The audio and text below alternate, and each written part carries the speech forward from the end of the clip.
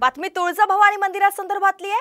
तुळजाभवानी मंदिरातील सिंहासन दानपेटी घोटाळा प्रकरणी दोषींवर फौजदारी गुन्हे दाखल करण्यास चालढकल केल्याप्रकरणी आता मुंबई उच्च न्यायालयाच्या संभाजीनगर खंडपीठाने जिल्हा प्रशासनाला नोटीस बजावलेली आहे।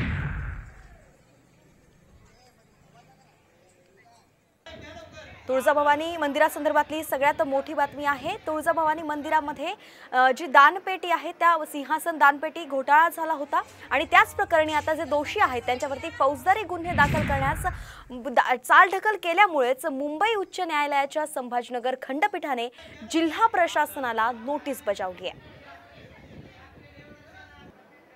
तुळजापूर देवस्थानात तत्कालीन सरकार नियुक्त विश्वस्त म्हणजे तहसीलदार, जिल्हाधिकारी, देवस्थानचे कर्मचारी, ठेकेदार या सर्वांनी मिळून 8.5 कोटीचा अपहार केला।